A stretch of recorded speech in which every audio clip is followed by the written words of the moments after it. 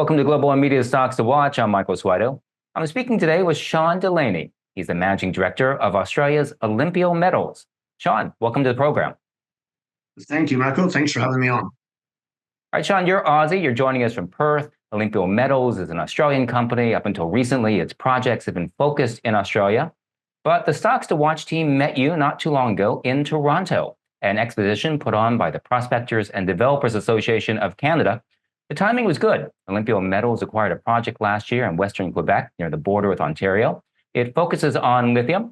So tell us, what drove you to expand outside Australia? Well, thanks, Michael. There's a large focus, I suppose, of Australian companies going into Canada to acquire lithium projects. And look, we really like the North American lithium story, if you like, in terms of the transition to green energy and to electric vehicles and the demand and the growth in that sector. So yeah, we just were looking around for a quality project, and Vision Lithium were prepared to sell that project to us, which is a good quality project that had spodumene on the surface, and the most important thing about it is really the location. I guess it's just say 50 kilometers out of the mining town of Val-d'Or, so that just means that you've got access to skilled workers there. It means that your exploration is a lot cheaper. It means that the infrastructure is already in place. So we just thought, look, here's a large sort of package of land, 190 square kilometers, that's got known spodumene there, which is the source of the lithium, if you like. And we just thought it was a good opportunity to get involved in lithium exploration in North America. So skilled workers, good location, good infrastructure. Your company already has a background in lithium from its projects in Australia. And I think it's worth pointing out that lithium is a hot commodity. As you mentioned, it's used in electric vehicles. It has medical uses as well. The project, by the way, is called Cadillac Lithium. Last I looked, lithium prices were rallying, but they are well below their 2022 peaks. So I'm wondering, is this really a good time to invest in lithium projects, and what impact do the current prices have on your business? Yeah, look, for sure. I mean, the prices have come down significantly, and that's really, I suppose, been in the media. But I suppose the issue was the prices were unsustainably high. I mean, if there was no chance the industry could continue at those prices, that we were sort of seeing in 2022. So prices have come off significantly. It looks like they've bottomed out, and now there's I wouldn't call it a rally, but there's certainly a recovery going on in the lithium price. But yeah, look, I mean, there's various sort of factors, I suppose, why that's happened. But broadly, the demand for lithium is still growing. If you look at all the sort of forecasts of demand and supply, demand is still growing.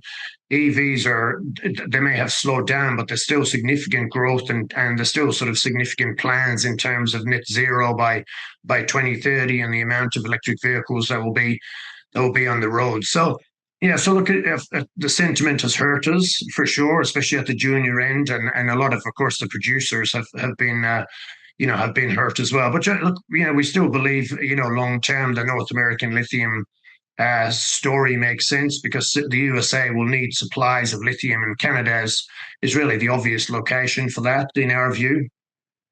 And that makes sense. I mean, I agree that the long-term story for lithium is good with electric vehicles.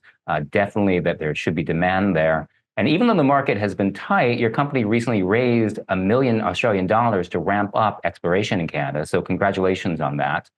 I'm curious, what's next for the project? What's on your calendar for the rest of the year? Well, as I say, we raised $1 million Canadian dollars in the flow-through scheme that they've got in Canada, which means that money will be spent on exploration. So, yeah, look, we're just waiting for the snow to melt through in that area in Quebec, even though there hasn't been a lot of snow this year. So we've just completed a drilling program. We've got those samples in the lab for assays, which will be available in the next few weeks. So we'll see what those assays tell us.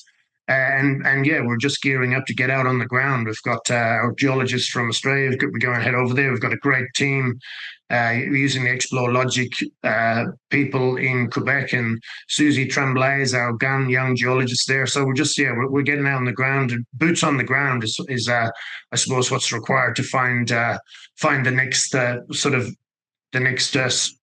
deposit of lithium. So that's what we're planning to do. Boots on the ground, that's great.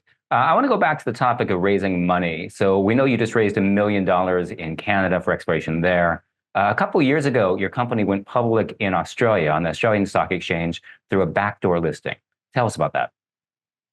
Yeah, we did. We acquired a friend of mine, Dan Houghton, who we put the company together with. He acquired a project called the OLY Project, which is just to the south of Delta Lithium's Mount Ida lithium deposit. And then, so we really bought that as a gold project. But then this is in sort of July of 2021. Then in September 2021, that sort of Mount Ida project was recognized as a lithium area. And then we had Lithium Royalty Corporation came into our IPO for a couple of $1 million, which really was, they were a major cornerstone investor, large North American company that, deals in lithium royalties. And so, yeah, we raised 6 million and together with that Mawari project and some gold project in Halls Creek. And that was May 2021, yeah, that we listed. So May 2022 rather, that we listed. So we're almost 2 years old, and since then we've acquired the rare earths project in South Australia and this Cadillac project in Quebec. Let's talk a bit more about that rare earth project in South Australia. It's in a place called OLY, which is 250 kilometers north of Adelaide. And as I understand it, you're looking for a rare earth metal called niobium. I got to say, this one is a new one for me. I looked it up, and well, it's a superconductor. It can withstand high temperatures. I understand that makes it a popular material for jet engines, superconducting magnets, even oil and gas pipelines. So how far advanced is this project? I think I heard drilling is underway. Yeah, so it's still early stages, but we completed a drilling program there in December just gone. So we're still waiting on the final results from that drilling program. Yeah, look, niobium is that we're looking for rare earths, which is sort of a basket of rare earths, and niobium. If you look at WA1, they're a company in Western Australia that have discovered it looks like a very, very good niobium deposit. So yeah, it's that project's really interesting. It's in great geology. It's there's some very deep structures there. This is a carbonatite hosted, rare earths project, which is what the major sort of deposits in the world, if you like Mountain Pass in California and Linus in Western Australia, are carbonatite hosted rare earths. So yeah, we've generated some good targets there. We've done our first drilling, and we'll just be reassessing, what our next steps are. All right, well, I got a challenge for you, and that's to help make niobium a household name. yeah, well, I think WA1 will certainly be are on the way to doing that. So we're keenly watching their progress and obviously, exploring for it ourselves. All right, well, Sean, you're in Perth, and you have a couple of projects in Western Australia. One is called Goldfields, the other is Halls Creek. Give us a quick overview. Which one is the most advanced? Well, yeah, there's the Mawari project in the Goldfields was one of our listing assets, and we have a joint venture on that project with Liontown Resources, who are, of course, a major lithium company who are just constructing the Kathleen Valley project. So yeah, so they just sort of we entered that joint venture with them. They've completed a soil sampling, and so now they're going to get to work over the next 12 months and doing some lithium exploration. It's in the right geology, and there's also significant gold results from the soil samples that they did there. So it's gold and lithium, which is really interesting. And we also have the Halls Creek project, as I mentioned, which we had drilling results there from last year, up to 18 grams per ton gold. So that's a seasonal area. You can't work there really through December through to March because of the heavy rainfall and that. So yeah, once the rain clears, we'll be able to get back up on the ground there during our winter here. And so then we'll decide what our next sort of steps are on the project as well. Sounds good. Sounds good. Let's take a look at the investing side of the equation now. Your company's share price has come under a lot of selling pressure of late over the last 8 months or so. Your shares are trading at about 25 Aussie cents a share back in July last year. They're around 9 cents now. Why do you think the company has come under so much selling pressure?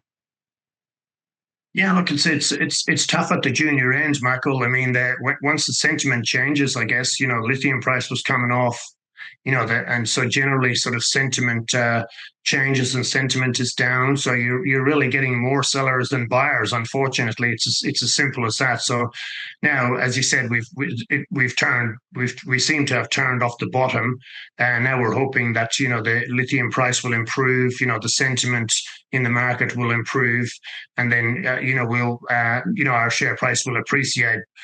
Based on improved sentiment and also based on exploration results. That's really what drives, the value in junior explorers. You've got to get out there, you got to put some holes in the ground, and you got to prove a concept or hopefully make a discovery. So, yeah, look, we've certainly suffered the same as a lot of companies in this space, but as we're hoping sentiment will turn around throughout 2024. All right, well, speaking of opportunities, I'm going to give you an opportunity to give us an elevator pitch. Some analysts might look at the sell-off of the past year and see a good buying opportunity. So I'd like to ask you, tell us, why should investors consider Olympio Metals to be a stock to watch? Well, we've got a very tight capital structure. We only have 84 million shares on issue since we've raised that $1 million Canadian. So we've got money in the bank, which is most important. So that means we don't need to raise funds soon. We have money in the bank to do our exploration in Quebec. We've got exposure to lithium and gold, so we think there's good value in Olympio Metals. Sean, thank you very much. We've covered a lot of territory today. We'll keep a close eye on your stock and hope to check back in with you again soon. Thank you, Michael. We've been speaking with Olympio Metals Managing Director Sean Delaney, and you've been watching Global One Media's Stocks to Watch. I'm Michael Suarez.